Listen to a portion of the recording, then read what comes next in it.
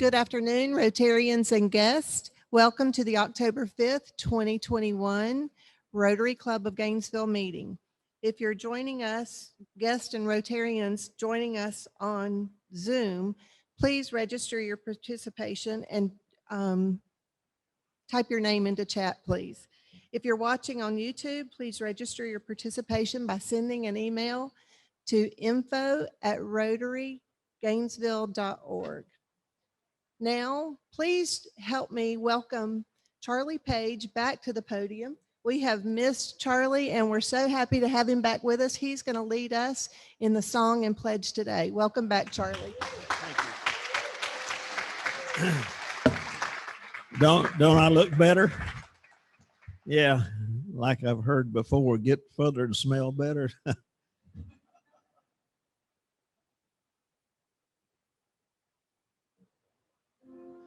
God bless America, land that I love. Stand beside her and guide her through the night with the light from above. From the mountains to the prairie, to the ocean, wide with foam. God bless America, my home, sweet home. God bless America, my home, sweet home. All right, y'all did pretty good. Join me, please. Join me, please. We pledge allegiance to our flag. I pledge allegiance to the flag of the United States of America and to the republic for which it stands, one nation under God, indivisible, with liberty and justice for all.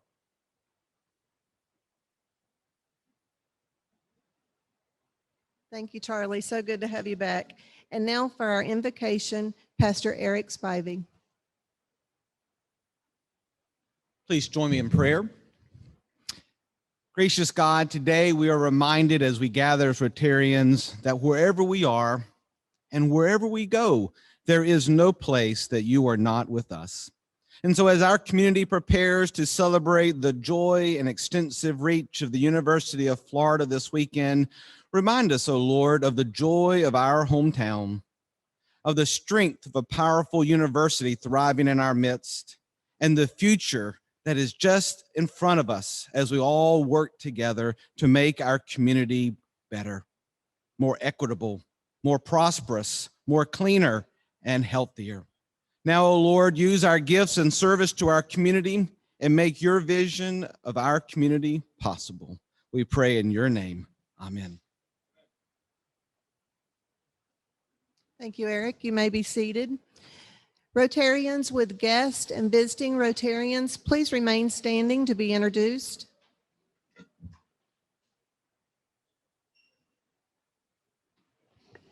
Thank you, Tom. Tom will be around with the microphone. Okay, here we go.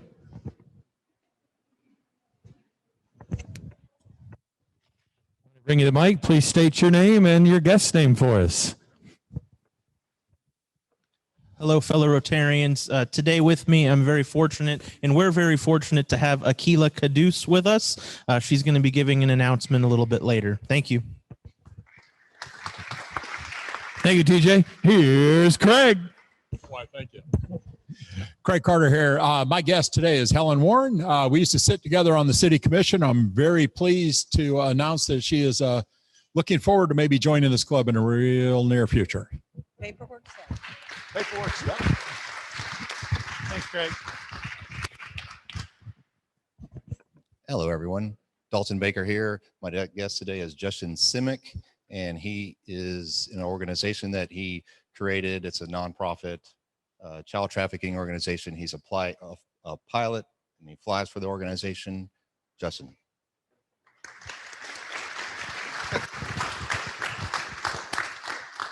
Wilbur. Hi, y'all. Wilbur Holloway. My guest today is Alan Spear for the second time.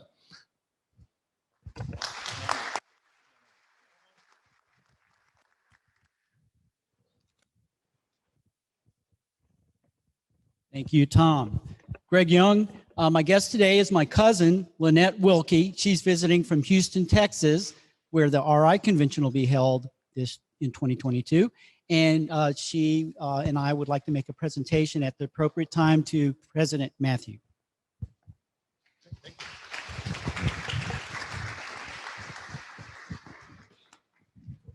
Welcome, everyone. And now it's the first of the month, so we'll be celebrating the birthdays of for October. There's also a cake for birthday. Please help yourself. This month's birthday: Davis Rembert, Delton Birch, Wynn Phillips, Tom Cousins.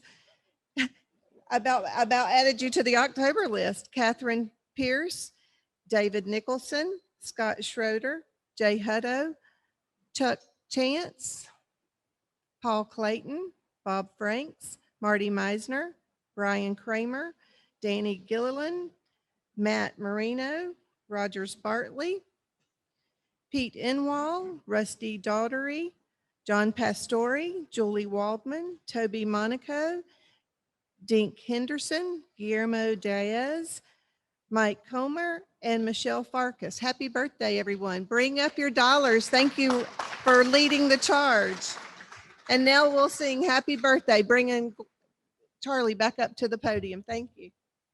Thank you, Davis. I appreciate that. Happy birthday to you. Happy birthday to you. Happy birthday, dear Rotarians. Happy birthday to you, and many more. Thank you, Charlie. And now we have several announcements today. We'll bring up Greg and his cousin Lynette.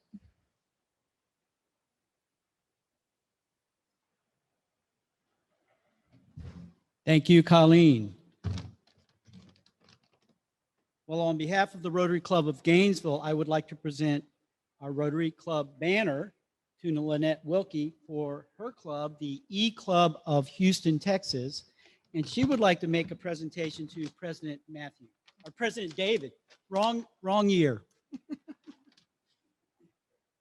wonder if he heard that dementia lecture last week. Maybe he needs it again. Yes, he forgot it. I wanted to say just thank you for having me. And the banner is on the way. Like every Rotary Club, whoever's storing the stuff, sometimes we can't find all our supplies when we need them. So the banner's in the mail. But we hope to see everybody in Houston. And President David, I brought you a gift, the Orby mascot for the Rotary Convention next year in Houston, Texas.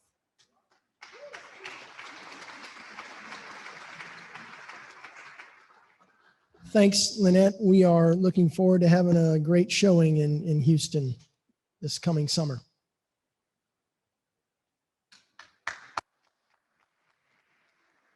Next up, TJ Pache.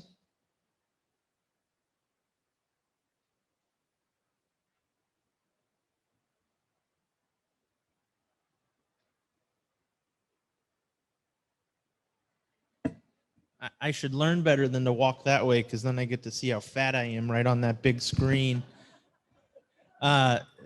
Today, we are very fortunate to have with us Akila Caduce. I've gotten to know Akila over the last 4 days, and it's kind of been like meeting a living angel. She is the person who is really guiding the local refugees from Afghanistan.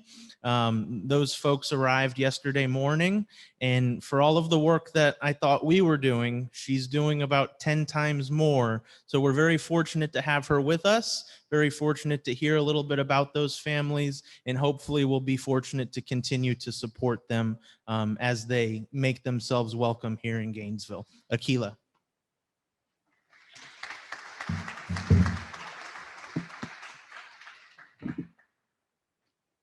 May the blessings of God be with all of you.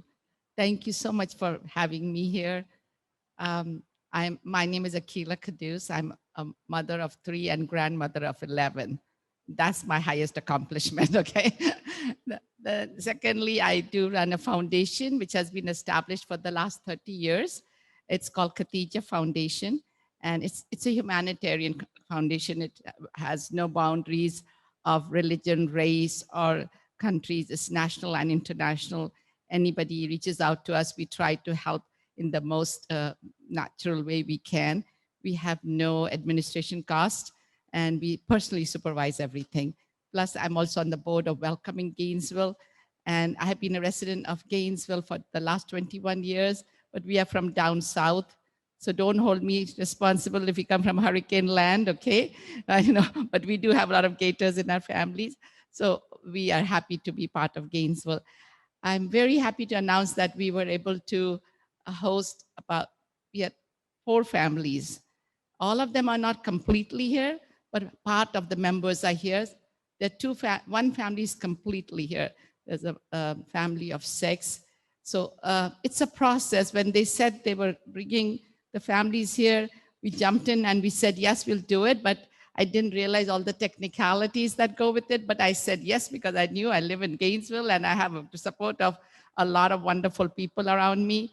And the resettlement program is very involved because you have to go through the resettlement agencies, and we don't have any in Gainesville. And that is something I wish we would look at and try to establish one in Gainesville, because we have to work through Jacksonville. And I have a go-to, I call Richard McMaster and say, Richard, what do I do next? Because he's the one who got me on the Welcoming Gainesville, and he put me in touch with our wonderful TJ here. So we are going to be working with a resettlement agency in Jacksonville. At this, the wave, they are allowed to settle within a 50-mile radius, but they waived it because they prefer settling them where their families are. So what I did was, like I said, I personally get involved in it. And one of the brothers lives here. He's doing his PhD program here, and he has a family here. So I went to their house to have dinner.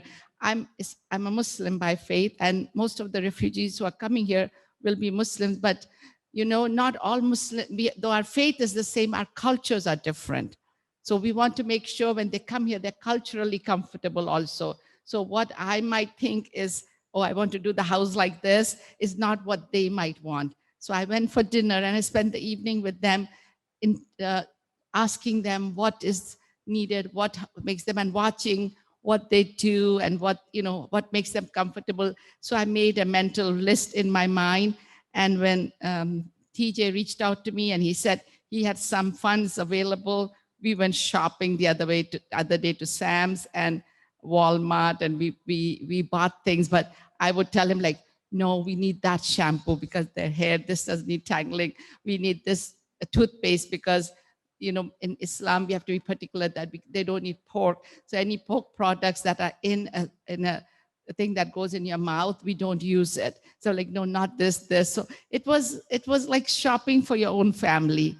So this all is possible that we come together and we welcome this family. And I kept telling this family, you are so lucky you're coming to Gainesville. You're going to be so happy. 53 years ago, I migrated from India myself. I came here and I made this my home. And I came to a very beautiful country. It was just beautiful, very welcoming. A lady from one of the churches would come once a week and take us out for tea. I was 17 at that time. And it was so wonderful because I was away from my family. So I feel that, and I feel like that's what they need. So right now I'm giving them time so they settle. I myself haven't met them personally. They send me pictures of them arriving. One family that has arrived is husband, wife. They have twins that are 8 months old, and they're just adorably cute. Then they have a 8-year-old girl and a 10-year-old young boy. They're just beautiful little family. And then there's another mother.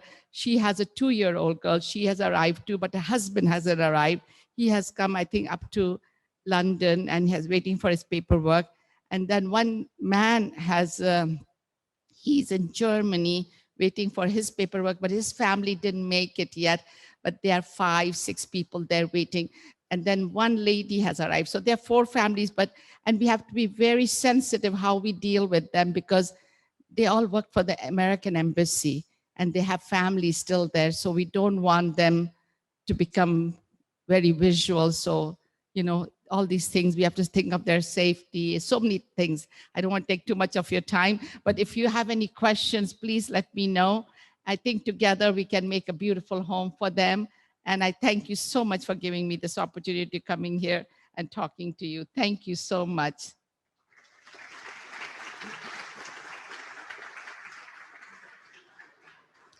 Thank you both so much for the wonderful work that you're doing. Now I'd like to bring up Ryan Thompson for another announcement.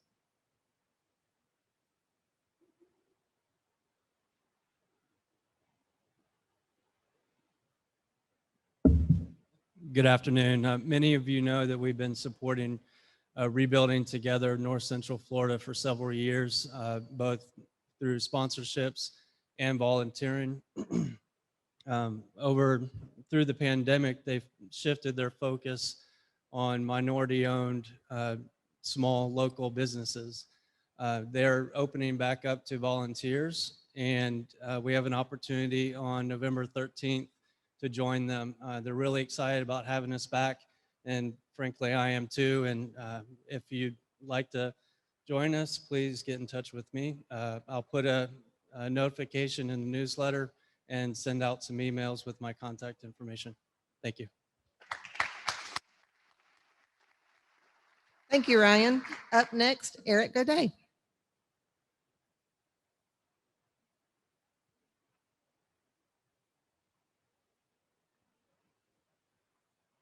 Good afternoon. Thank you, Colleen. I will be very brief.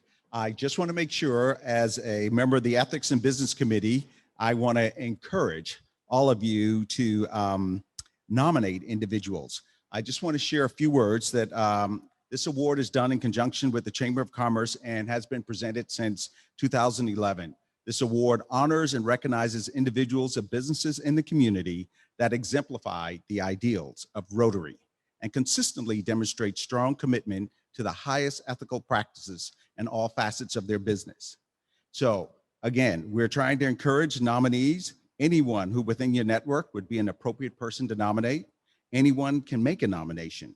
Club membership is not required to make a nomination. Our deadline for submissions is on November 5th, and the award will be announced in January 2022. Please submit any nominations to Scott Winsler. Scott, raise your hand for those who don't know you. And I got this wonderful opportunity by missing our last meeting. Thank you very much.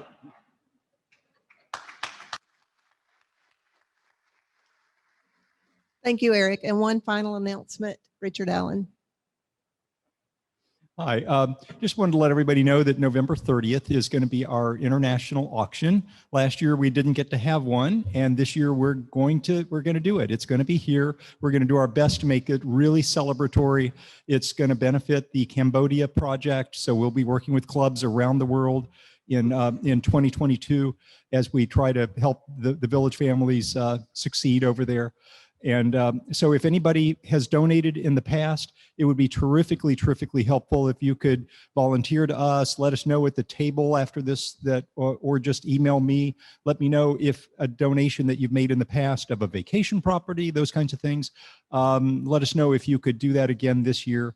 It would be fantastic. November 30th, and hope to see you. We're also going to do an online for those who are on Zoom. So anybody that can't be here can also participate online. Thank you. And the committee is going to be meeting at 1 o'clock today. Thanks. Bye-bye. Thank you, Richard. We had a lot of announcements. It just goes to show how involved we are as Rotarians with making the community and the world a better place. So thank everyone for all that you're doing. Next up, we have a special poem by John Gregory.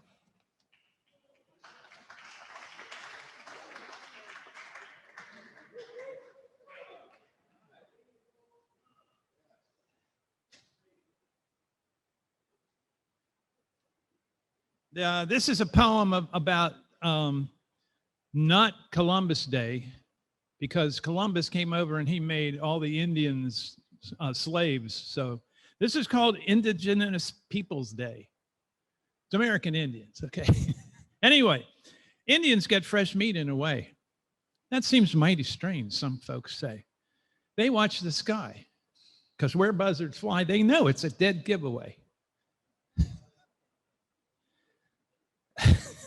The colonists were crying over Chief Shortcake. He had died, and his wife certainly would ache. They went out on a limb, offered to bury him. No, said his wife, Squawberry Shortcake.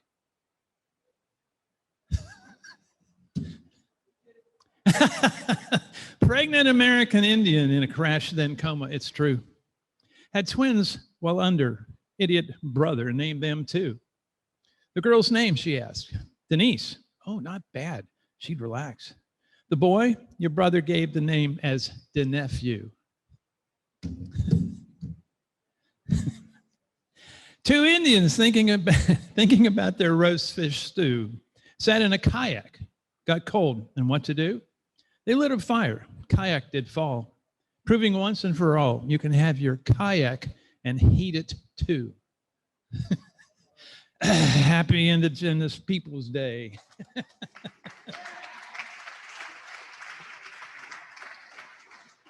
What did I tell you? I said it would be special, and it was.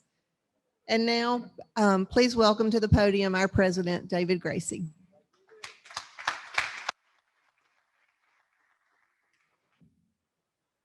Good afternoon. Welcome, everybody. Everybody here in person at the beautiful Cade Museum, and everyone joining us on Zoom.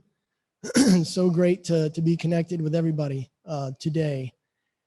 I'd like to start just by thanking Colleen for stepping up and answering the call from Melanie and myself to step in and do this. It's not something that, if you're not accustomed to doing this, it's a lot. You can see there's a lot of business that goes on behind the scenes, planning these announcements.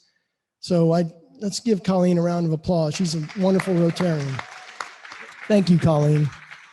And going above and beyond, Colleen had the monthly birthday cake here, and we've already sung happy birthday, but there's a special birthday that occurs today, and that is for Dalton Birch, who is joining us via Zoom. So I kind of thought it would be redundant to sing again. So let's just maybe on the count of three, how about a happy birthday, Dalton? 1, 2, 3. Happy birthday, Dalton. Thank you guys for doing that. Okay, I do have a few things that I do want to quickly run through, some stuff that I just need to point out, some things going on. But before I do that, I want to also further welcome Akila Caduce. Thank you for being here today. And TJ, thank you for your efforts. Everything that TJ is doing behind the scenes with Catholic Charities and helping with the Afghan refugee program. I got to speak briefly with Mrs. Caduce before the meeting today, and we have a mutual, well, more than friend. She's my friend. Miss Caduce's daughter, Nasheen Caduce, is a good friend of mine, a wonderful person here, a physician and ophthalmologist here in Gainesville. So this is just neat that we kind of serendipitously met today.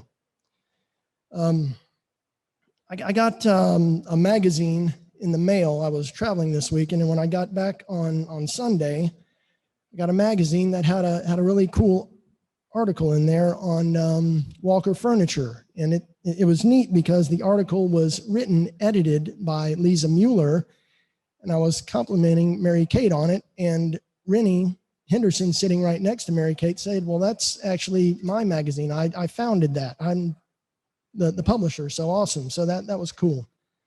Keep an eye out. That's called City Lifestyle Gainesville. Am I getting that right, Rennie? Is that? Yeah. Neat. Okay, a couple of quick things. Folks, you remember a few weeks ago, maybe call it a month ago, I mentioned the dictionary project, something that our club has traditionally supported, something that we're all very proud of. And the board had agreed to continue the tradition of contributing towards this project. It's what came to be 2,300 dictionaries will be delivered to all of the third graders enrolled in the Alachua County public school system. And so this Monday, we're having the labeling party that I had mentioned to you. We're going to need as many folks as we can get to help get through this and get all these books dictionaries labeled and then distributed to the third graders. It's going to be Monday, this coming Monday from 6 to 7:30. And I know that TJ sent out an email on this with the details, and I'll make sure we get a follow-up email out to you, but take a look at that if you're able to do that Monday evening. The next thing that I wanted to mention, that's coming up on the calendar is dubbed the Flamingo Celebration and Vibrant Club Seminar. This is a district event that's going to be held at the World Golf Village over in St. Augustine. And it's kind of, there's really two parts to it. Part of it is kind of a celebration of what we achieved during the 2020-2021 Rotary year. So there's going to be a dinner banquet both Friday and Saturday evening on an outside terrace type setting. So kind of, socially distanced. And we'll be just going through some awards, accolades, just highlighting the achievements that we made during that previous Rotary year. But then on Saturday, during the day, starting at 9, we're going to have these breakout sessions where you'll learn about membership, Rotary Foundation, public image, stuff like that. So I would encourage everyone, if you don't have plans that weekend, to try to make it. It's going to be a neat seminar and neat event. And that is all I'm going to do here before we bring up Mr. Jeff Huffman. And I'd like to invite Eric Godet to come up and introduce our speaker.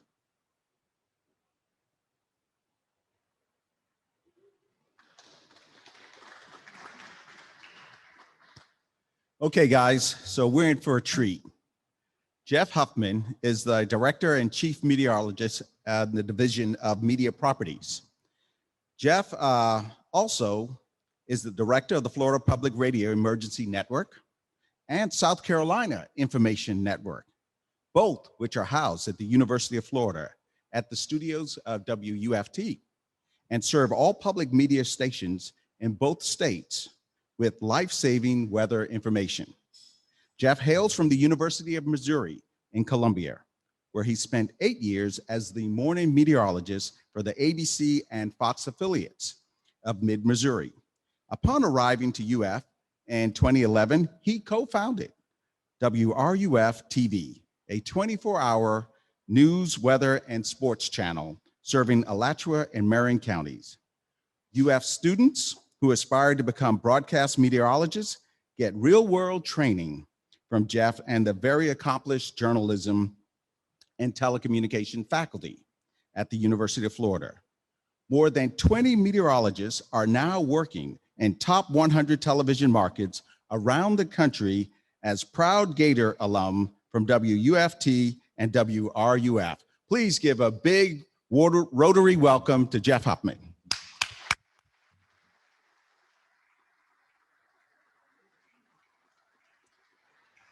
Thank you, Eric. I think my presentation can be controlled here by my phone. It's on the, there we go. So thank you so much for having me. It's such a joy to be here. And if you wouldn't mind, please find your seatbelt and buckle it up because we're going to go quick. I've got a lot to share, but I'm going to obviously stay within our time constraints here. But I mean, is there anybody else or anything else you talk about on a daily basis with somebody that you're uncomfortable around or you need to break the ice? What do we all talk about? The weather, right? Do you mind if I take this microphone? Is it going to mess up your camera situation there? Okay. Because I might walk around a little bit if that's okay. Well, okay. Just I like to move around. In fact, I would like to ask you all to participate in my little short talk. When I do talk, I like to get feedback and interaction. It really helps future talks, really helps me understand what's going on. And let's just be honest. When I speak to students, they want to be on their phones, right? So if you want to be on your phone, please grab your phone. All you have to do, if you look at the top of the screen there, you just pull up the browser and go to menti.com. And honestly, this presentation will go a whole lot better if you could just join because you can actually see the slides on your phone as I'm talking. I'm going to ask you a couple of questions that will help me understand how to communicate to you in the next 15 to 20 minutes. And we'll just have a little fun. All right. So if you are logged on and just go ahead and drop a pin where you have spent most of your life This is just an icebreaker. This is nothing really significant. I'll give you some time to check it out and to log on if you can. I'm going to talk a little bit about weather, a little bit about communication, a little bit about science, a little art. I've got a cute cat picture to show you because I'm a brand new kitten dad. So that is a life-changing experience, that's for sure. And there's a really fascinating story behind the kitten. But looks like most of us are all from the state of Florida. So I was not expecting anything different there. But as you continue to log on, I wanted to go ahead and basically ask you to do one quick thing. If you can't actually participate with your phone, I would, trust me, this is going somewhere, I promise. I really beg you to open up your favorite weather app on your phone and get that ready to go, because I have some questions for you about your favorite weather app. This will help me talk about risk. And the title of my presentation, which I kind of skipped over that slide, and maybe you've seen it in some type of publication, is we're going to talk about weathering the misperceptions of weather. All right. And really, if you want to put a title on it, the presentation is titled, "Is it really going to be that bad?" That's my favorite question in the world. The word bad. You don't know how many times I get asked that. Or maybe after an event, someone will say, "Well, Jeff, why wasn't it that bad?" You know? And we have to remember, and it's kind of hard to remember this, but the word bad is a very subjective word. Obviously, what is bad to you may not be bad to somebody else. I'll never forget one of my first weeks here at the University of Florida. And we have a team, we have a great team of meteorologists. I want to give them a shout out. We've got meteorologist Ray Hawthorne, Megan Borowski. We just hired 2 that are starting this week as our team continues to grow. But I came down in 2011 as kind of the first one for WUFT. And I'll never forget my first week. Here I'm talking about severe thunderstorms. All right, I come from Missouri, the Midwest, Tornado Alley. The word severe thunderstorms means a whole lot different to residents in the Midwest when you talk about tornadoes. And I know we get tornadoes in Florida, don't get me wrong. But, you know, I was trying to communicate that sometimes a thunderstorm can be severe, quote unquote, when it reaches winds of 56 miles an hour.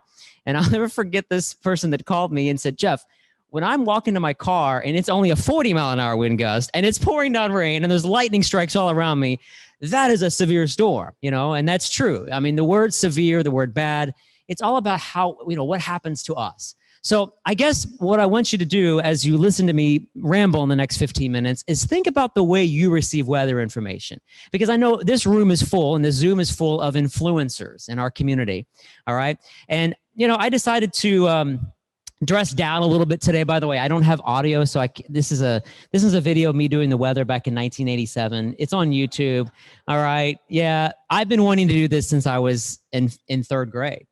I was kind of funneling my emergency manager hat today because, you know, with the polo and the khakis or whatever, because, you know, I thought, okay, this is a presentation, Tom, and I don't have to be on TV. And then I walk in and you've got 3 cameras pointed at me.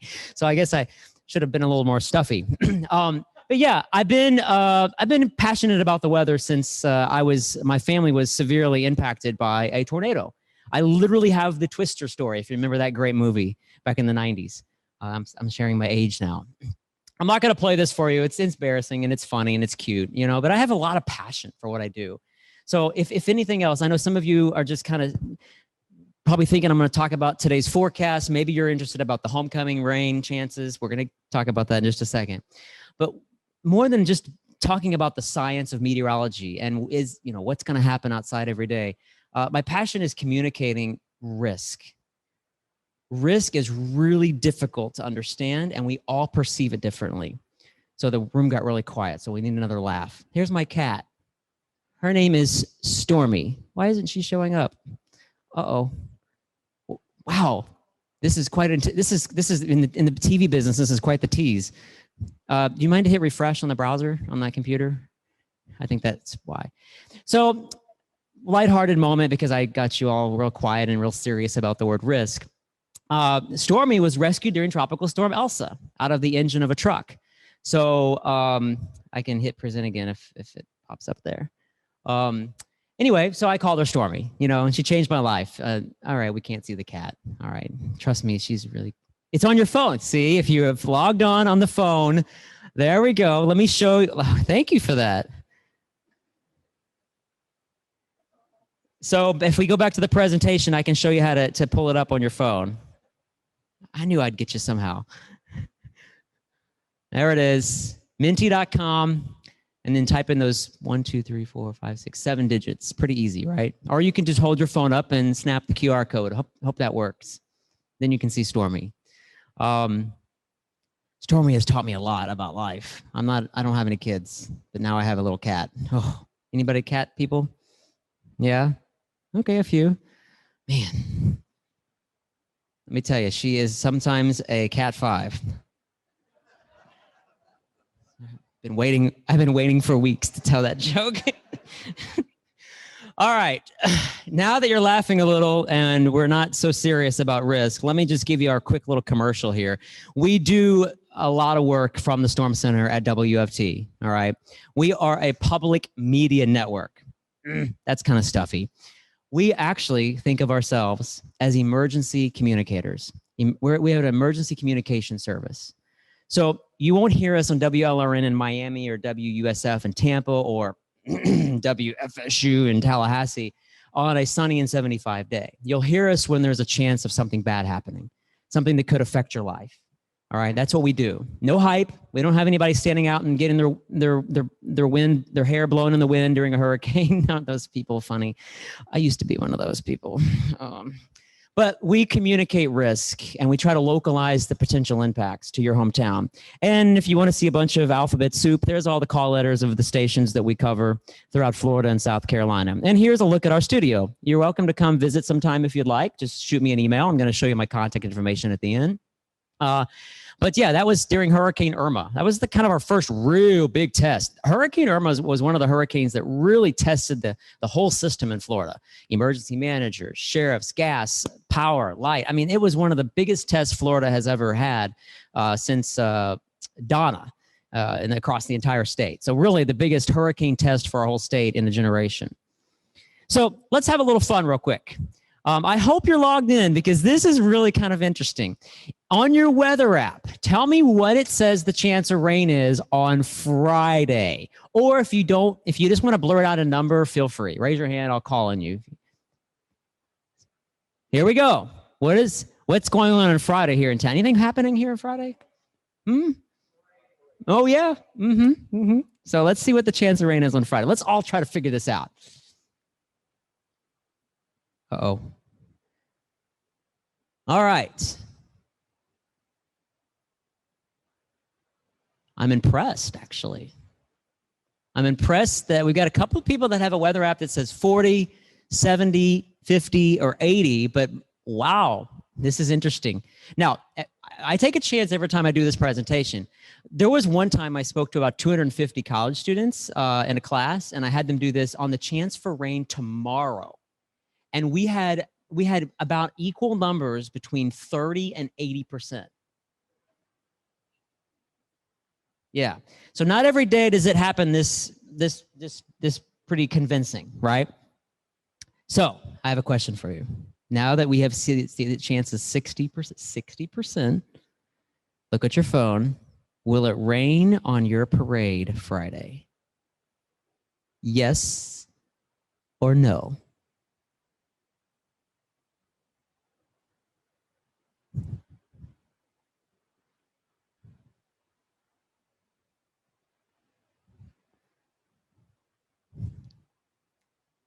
What do you see happening?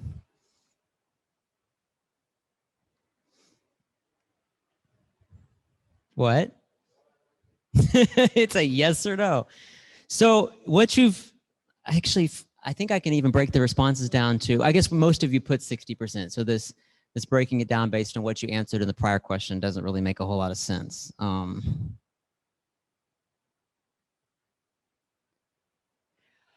So here we go. We had almost all of you said the chance for rain, according to your fancy weather app, is 60%. But we have kind of a breakdown. It's not quite half and half, but it's about 2/3 to 1/3, yes to no. So 13 of you are going to be wrong, or 19 of you are going to be wrong. Do you understand what we have to deal with as meteorologists? This question, yes or no, is the same question you ask yourself, most of you, when you walk out the door. Do I grab my umbrella or not? Do I cancel this event? Do I reschedule this thing? Do I pull the windows up? You know, do I ride my bike or when I talk to students, scooter, and they go, oh.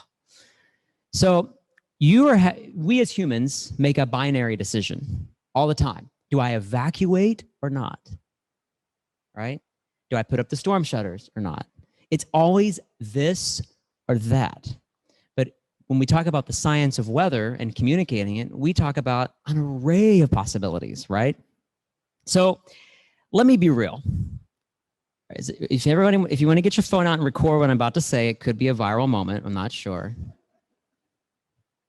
Here's the chance that we're wrong. We're always wrong. Weathermen, women, meteorologists are always wrong. Have you ever heard somebody admit that? Nope. But you think it. I know what you're all thinking. Every single day we hear it. We're the most made fun of profession in the universe. Just Google weatherman wrong and see what happens. Just look at the images. Most of them are appropriate, right? The memes. So yes, I have no problem sitting here in front of God and everybody telling you that we are wrong. We are wrong at some degree of scale, okay? And technology is making us perceived to be more wrong. I'm gonna explain. I hope you're understanding what's going on here. But another lighthearted moment, I thought I would show of course, Albert with his umbrella. It's a cute little gift, right? So in all kinds of weather, we weather together. It's not easy doing our job. Obviously, no job is easy, right? Communicating risk is not easy. But I was talking to you about something that's pretty lighthearted, right? But when it comes to communicating things that are more serious, it still takes more than just the science. And this is what we teach over at the College of Journalism. So here's a little joke. I hope this is appropriate. All right. Science and art walk into a bar. What do they order? A communication cocktail. And let's make it a double because we need a lot of communication in this business. And you are many of you are influencers in the community. Do we have anybody that works in emergency management or public safety? Anybody? All right. Okay. Well, I love speaking to them. I love talking about this. You know, they are our boots on the ground for this kind of stuff, right? They're the folks that help our community stay safe and make good decisions. All I can do and all I try to do every day and all our team tries to do is communicate the risk, the science, and try to help localize it to you. So I'm going to go a little faster. And then I have a couple more things at the end for interaction if there's time. So here's what I ask myself every day. When I am on the air, on the radio or TV or on social media, I'm really thinking about where is my message going to land with you, okay? Look at all the things that could cause my message to be misperceived. You could be distracted. And this is a very respectful word. You could just be ignorant of what I'm talking about. Okay, that happens a lot, all right? I have no control over that. I do my best in 24 seconds to educate you, but it's not easy. You could be, and this happens a lot, especially when we talk about climate change or anything that's significant or severe. If it hasn't happened to you or your friend or a loved one, you could be in denial that it could ever happen to you, right? It happens all the time. You could have a bias. We all I mean, do you know how many times the university, I better be careful here. The university athletic department calls me about the weather and wants me to say something? Like it's going to be nice, right? Especially the baseball team, all right? Our audience could be confused, right? That's pretty easy to do. Look at your weather app. Look how many different possibilities your weather app could show you for chances for rain. I know Friday was a pretty easy one, but not every day is it that easy. How many days is it 50-50, right? I mean, how many stick on my paycheck and all I have to do is be 50% right? So there's also something called the tolerance of risk. Some people just cannot tolerate risk. They get very fearful, very scared. And if there's a Cat 5 1,000 miles away and we are just barely in the cone, they are going to run to the hills, right? Some people are way more tolerant of risk and will endure it. And maybe they want to go out and stand in it, right? And put their life in danger. So, and then we have a lot of just apathy. Now we experienced this when we had the hurricane drought in Florida for 10 years. Just a lot of apathy toward hurricanes. That's changed obviously in the last few years. So I can't control any of that. I can't. It's hard for us to admit that. It makes it even harder for us to communicate. So what I can do, let me think of the next slide here. Oh, wrong button. What I can do is these are the things I try my best at. I try to choose my words carefully, my tone, my appearance. I didn't want to look stuffy to you today in a shirt and tie. I just want to get real with you, right? The cadence at which I communicate, how frequently we communicate to you. We prioritize things. All these things are kind of put into a forecast because guess what? That chance of rain on Friday, guys, what if it's just a little drizzle or a sprinkle, or we know what can happen in Florida. What if it's one of these 4-hour deluges, right? All these things have to, and then of course, where rain is at on the map. I mean, how many of you have driven across town and no evidence of rain, and all of a sudden it's pouring, right? Or we know how this works. I've been in the football stadium, and I've been running stadiums on one side of the football stadium where it was pouring, and it never rained a drop on the other side of the stadium. I mean, give us a break. So what if, though, this chance of rain is something way more severe, way more life-changing? Then it becomes even more difficult, right? We were laughing and joking, and we were understanding how difficult it is just to communicate on the daily basis on the chance for rain. I will say this. We have a climate crisis. It's coming. But I think a more imminent problem, a more imminent crisis in weather communication is this fragmentation of media and how you receive your information. It keeps me up at night. A hurricane like this hitting Tampa or Fort Myers. I mean, this is Michael. It hit Panama City. I have property there. It was damaged. I feel for the people there. My heart goes out to Bay County. But here's the deal. Look at how big that hurricane is. It's affecting millions of people, thousands of square miles. But let's be real. All you only care about really is this, the little blue dot on your phone, right? That's all we care about. That's all society cares about. All these apps, all this technology. Your app that you opened up for weather, it found where you were and gave you a probability. Thankfully, we were all the same, I guess because we're all in the same spot right now, of 60%. I bet if I asked the people on Zoom, I didn't have a chance to do this if it was 60%, if it's going to be the same. So when it comes to communication, technology is not always our friend. We hope, and I hope that you still continue to rely on humans for weather information. And I'm going to close with just a little small plug. Now, our app is a computerized app, but we do our best to make it as much human interaction as possible. So if you don't have it, there it is. Download Florida Storms. If you want to hold your phone up to the QR code, here it is. It's a really free app. It's a service of the Florida Public Radio Emergency Network. And it is provides this. It has the fastest lightning detection and alerting that I've ever seen. I use it personally all the time. I'll tweet images of our own app just because I like it so much. We built it at the University of Florida.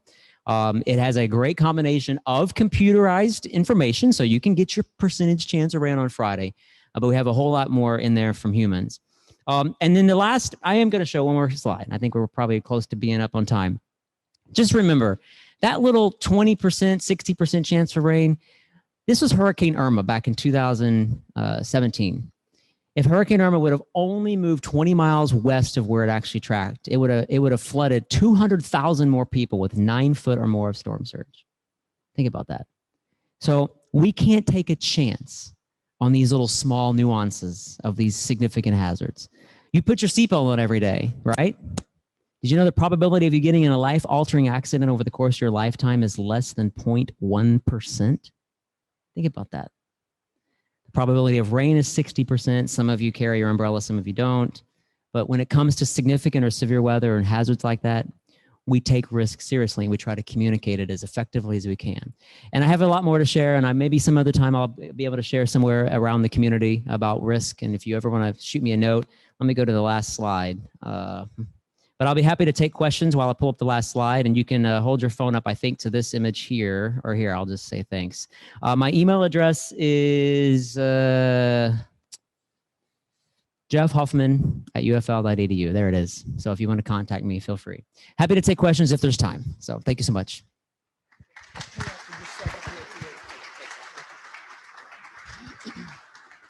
Jeff, thank you. I'll say that it is not fun for me to have to yank you off here, but we got to go back to work. And I'll tell you candidly, I'm kind of a weather guy. I'm fascinated by the weather. I like to do outdoor stuff. I was down in New Smyrna Beach this weekend looking for a nice swell from Hurricane Sam, but it didn't happen. I mean, you just can't predict it. Jeff, we have to get back to work because we are not only a service organization here, the Rotary Club of Gainesville and Rotary International, but we're a group of businessmen and women, leaders. Whether we're conducting business outside of this room or conducting Rotary business with each other, we everything we think, say, or do, we run it by the four-way test, which is it the truth? Is it fair to all concerned? Will it build goodwill and better friendships? And will it be beneficial to all concerned? And I've got a coin here that I'd like to give you to just commemorate your time, and what a well-prepared presentation. I'm sorry that we didn't get to go through it. Maybe if you'd like, you can hang around for a little while for questions. But thank you, Jeff.